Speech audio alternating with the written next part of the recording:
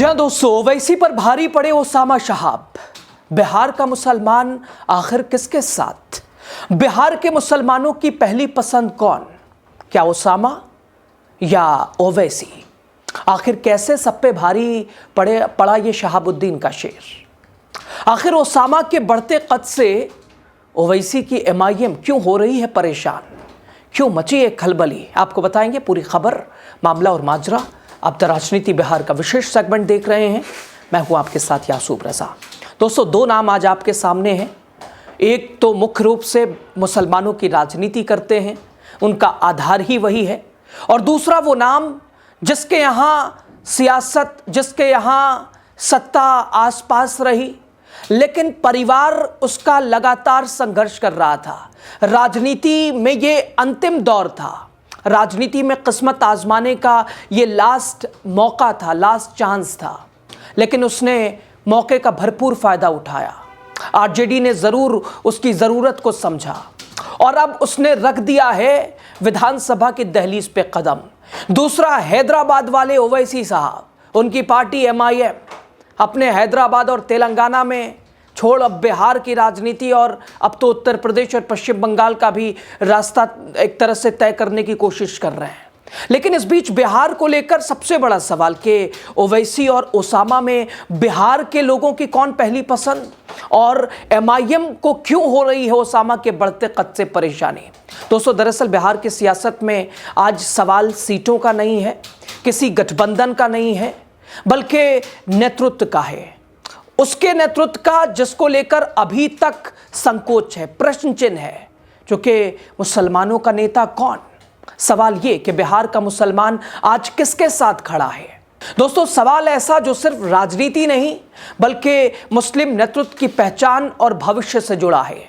सवाल यह भी कि बिहार का मुसलमान आज किसके साथ खड़ा है? बिहार के मुसलमानों की कौन बन रहा है पसंद?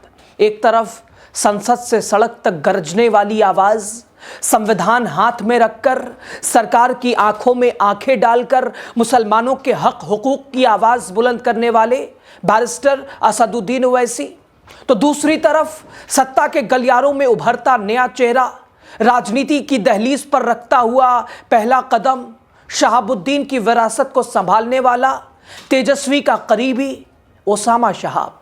दोस्तों, ये टक्कर सिर्फ दो नामों की नहीं है, ये लड़ाई है आवाज बनाम हिस्सेदारी की, ये लड़ाई है नारे बनाम सत्ता की, ये लड़ाई है भावनाओं बनाम राजनीतिक समझदारी की, साझेदारी की, नीति और रणनीति की, राजनीति की। क्या बिहार का मुसलमान अब ओवैसी की बेबाकी चाहता है या ओसामा शहाब के जरिए सत्ता में सीधे हिस्सेदारी चाहता है? सवाल बिल्कुल सटीक और बिल्कुल बिना लाप लपेट के सीधा। कौन ज्यादा, सवाल यह भी नहीं कि भाषण देता है, सवाल यह भी नहीं कि कौन ज्यादा टीवी पर चमकता है, सवाल यह भी नहीं कि बिहार का मुसलमान आज किसे, बल्कि असल सवाल दोस्तों कि बिहार का मुसलमान आज किसे अपना नेता मानता है, किसे अपना नेता मानने को लेकर एक तरह से स्वीकार कर रहा है?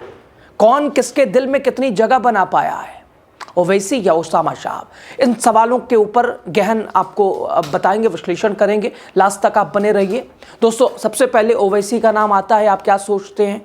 उनकी राजनीति का आधार, सबसे पहले बहुत सारे ऐसे लोगों को इस पार्टी के नाम से ही आपत्ति है, ऑल इंडिया मजलिस इत्तेहादुल मुस्लिमीन। क्यों सिर्फ मुसलमानों की बात? देश की राजनीति, हम एक अखंड देश की बात कर रहे हैं। और दूसरी तरफ जो धारणा ओवैसी साहब को लेकर के बीजेपी को जहां वो जाते हैं वहां फायदा पहुंचाते हैं, ये दो धारणाएं आमतौर पर बनी है। असदुद्दीन ओवैसी नाम ऐसा जो बिहार ही नहीं बल्कि पूरे देश के मुसलमानों के बीच जाना पहचाना जाता है। संविधान की किताब हाथ में लेकर संसद के अंदर और बाहर, मंचों पर, माइकों पर ओवैसी हमेशा दहाड़ते हैं, सरकार की आंख में आंख डालकर सवाल पूछते हैं, मुसलमानों की हक हुकूक की बात करते हैं, चाहे वो सीए हो, एनआरसी हो, हिजाब का मुद्दा हो, बुलडोजर एक्शन हो। ओवैसी ने खुलकर मोदी सरकार को हमेशा घेरा है। बिहार में एमआईएम की एंट्री ने सीमांचल की राजनीति को एक तरह से हिलाया है। किशनगंज, अररिया, कटिहार, पूर्णिया, वहां की राजनीति को एक तरह से कई तरह से उलझाया है और कई समीकरण तय कराए हैं। और दोस्तों यही एमआईएम ने साबित किया कि ओवैसी सिर्फ भाषण नहीं बल्कि वोट भी दिला सकते हैं। ओवैसी सिर्फ वोट काट नहीं सकते हैं, वो जीत भी सकते हैं। लेकिन सवाल यहीं से शुरू होता है, क्या ओवैसी बिहार के मुसलमानों के स्थानीय नेता बन पाए हैं, या वो बाहरी हैं जो बार बार सवाल उनके ऊपर उठता रहा कि आए हैं, जीते हैं, चले गए, अब क्या मतलब, अब कब आएंगे, 2030 में आएंगे। या ओवैसी को लेकर वहाँ एक बाहरी चेहरा माना जा रहा है। बिहार में बाहरी क्या स्वीकार है, वो तो राष्ट्रीय चेहरा है, लेकिन बिहार के लोगों की पसंद कौन, बिहार के हर सुख दुख में बिहार के मुसलमानों के साथ खड़ा कौन। दोस्तों अब दूसरी तरफ ओसामा शहाब, जिसे बहुत सारे लोग नहीं जानते होंगे 2025 विधानसभा चुनाव से पहले, हालांकि अमित शाह ने खुद इनका प्रचार किया, आके खुद योगी आदित्यनाथ ने प्रचार प्रसार का जिम्मा संभाल लिया है ना। आपको बताएं, शहाबुद्दीन के बेटे ओसामा शहाब के, हेमंत बिस्वा शर्मा, सभी ने आके ओसामा ओसामा ओसामा इतना किया कि ओसामा का नाम अब पूरा देश जान रहा है। पूरा देश नहीं बल्कि पूरी दुनिया अब जान रही है। शहाबुद्दीन का वो वारिस, बिहार के सिवान से निकला ये नया मुस्लिम चेहरा, नया नाम, लेकिन पहचान तेजी से बन रही है।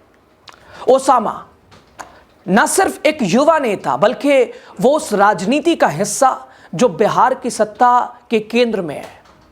तेजस्वी यादव का एक करीबी, जैसे लालू और शहाबुद्दीन की जोड़ी मानी जाती थी, जिस तरह से शहाबुद्दीन और लालू एक दूसरे के बीच वो गतिविधियां और एक दूसरे के बीच समीकरण और जो मेल था, जो एक तरह से उनके बीच का जो चेन था, ठीक वैसे ही यहाँ तेजस्वी और ओसामा शहाब के बीच जो आपसी व्यक्तिगत सहयोग है या विचारधाराएं हैं, एक कदम मिला के जैसे लालू के ठीक पीछे शहाबुद्दीन चलते थे, वैसे ही यहाँ तेजस्वी के ठीक पीछे, एक कदम पीछे ओसामा शहाब। मुसलमानों की राजनीति का आधार चूंकि आरजेडी भी एमवाई समीकरण के तहत ही चलती है, तो यहाँ एमवाई तो चलिए तेजस्वी यादव, लेकिन एम चेहरा को लेकर, एम राजनीति और रणनीति और वोट बैंक को लेकर ओसामा शहाब की ये शुरुआत है, और वर्तमान नहीं बल्कि भविष्य की भी है। आरजेडी के संगठन में उनकी सक्रियता, ग्राउंड पर मुस्लिम युवाओं से सीधा संवाद, और यही वो वजह जिसने ओसामा शहाब को उभरता मुस्लिम नेता बना दिया है। हालांकि बोलना चालना उतना नहीं होता है, बोलने में यकीन नहीं करते हैं ओसामा शहाब, करने में यकीन करते हैं, और शायद इसीलिए अभी सिवान में एक अस्पताल की भी शुरुआत कराई है महज 150 रुपये में। जहां इलाज इतना महंगा है, दूसरी तरफ ओसामा 150 रुपये में इलाज की सुविधा दिलाने के लिए आगे नजर आ रहे हैं। और रघुनाथपुर विधायक बनते ही लगातार सड़कों का निर्माण शुरू हो गया है। दूसरी तरफ लगातार उन्हें हराने की कितनी शिद्दत और कितनी कोशिश की गई, बावजूद उसके ओसामा शहाब ने रघुनाथपुर सीट पर झंडा लहराया, परचम लहराया, अपनी जीत सुनिश्चित महज नहीं की बल्कि अपने परिवार, अपने पिता की सियासत और विरासत को एक नया जीवन भी उन्होंने दिया है। सिस्टम से लड़ने की बात, और वहीं ओसामा शहाब सिस्टम के अंदर रहकर हिस्सेदारी की बात करने की कोशिश। दोस्तों बिहार के कई मुस्लिम युवा ये मानते हैं कि अब सिर्फ आवाज़ नहीं बल्कि सत्ता में भागीदारी भी ज़रूरी है, और यही ओसामा शहाब की सबसे बड़ी ताकत मानी जा रही है। ओसामा शहाब को लेकर कुछ लोग अलग तरह से, कुछ लोग कहते हैं बोलते क्यों नहीं है, कुछ लोग कहते हैं बोलने में यकीन नहीं करते हैं, करने में यकीन रखते हैं। खैर ये तो आने वाला समय भी बताएगा, लेकिन मुसलमानों के दिल में ओसामा क्या ओवैसी वाली जगह बना पाए हैं। हालांकि दोस्तों ओवैसी को लेकर जो बीजेपी वाला फैक्टर है, बी ग्रुप वाला, वो नुकसान पहुंचा रहा है हर जगह, हर मोर्चों पर, और शायद इसी वजह से ओसामा चूँकि हिस्सेदारी, सत्ता की हिस्सेदारी, विपक्ष में अहम भूमिका, एक बड़े दल के साथ, और इस वजह से उनकी उपस्थिति, मौजूदगी ज़्यादा हो जाती है। बिहार का मुसलमान अब भावनाओं से नहीं बल्कि राजनीतिक और रणनीतिक समझदारी से वोट करता है। ग्राउंड पर एक सवाल आम है, हमें नेता चाहिए या नारे चाहिए।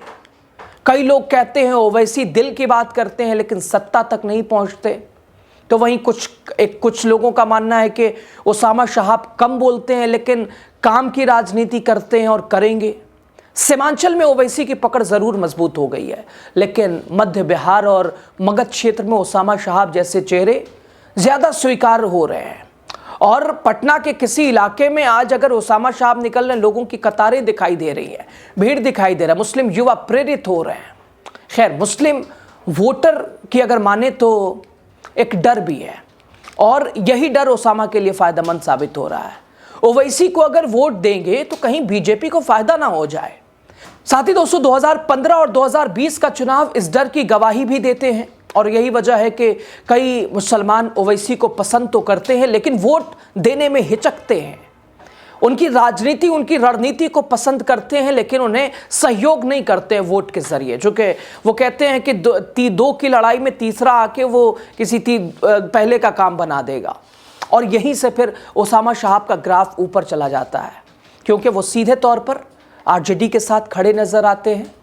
ओवैसी की राजनीति आक्रामक ज़रूर है, तेज़ ज़रूर है, वैचारिक भी है, लेकिन ओसामा साहब की राजनीति संवाद की है, नेटवर्किंग की है, संगठन की है।